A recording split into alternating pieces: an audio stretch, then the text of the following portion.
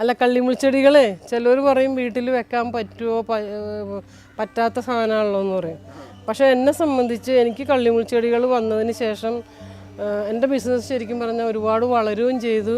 എനിക്ക് അതിൽ നിന്ന് നല്ല ആദായം ഉണ്ടാക്കാൻ പറ്റുന്നുണ്ട്. ഇപ്പോഴും ഞാൻ അതിൽ നിന്ന് ആദായം ഉണ്ടാക്കിക്കൊണ്ടിരിക്കുകയാണ്. അതായത് നല്ലോണം സക്കേഴ്സ് കിട്ടും, സീഡ്സ് കിട്ടും. അതിൽ നിന്ന് നമുക്ക് മുളപ്പിച്ച ഒരുപാട് പല പല വെറൈറ്റികൾ നമുക്കതിൽ നിന്ന് കിട്ടും. അപ്പോൾ അതൊക്കെ നമുക്കൊരു ശരിക്കും പറഞ്ഞാൽ ഒരു സന്തോഷമാണ്, ലാഭമാണ്, എല്ലാമാണ്.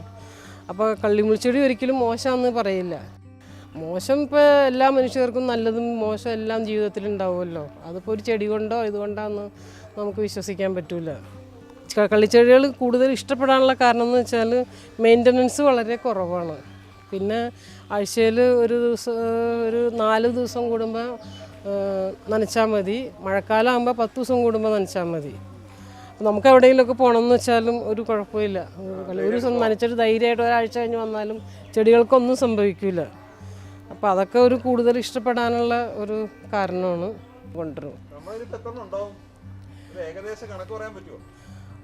ഏകദേശം ഒരു 1000-ഓളം വെറൈറ്റികൾ ഉണ്ടാവും. കാക്ടസ്, സക്കുലൻസ്, പിന്നെ ഹോർത്തിയാസ്, അലോവേറാസ്, അങ്ങനെ എല്ലാം കൂടെ നോക്കിയാൽ അത്രയും വെറൈറ്റീസ് ഉണ്ടാവും.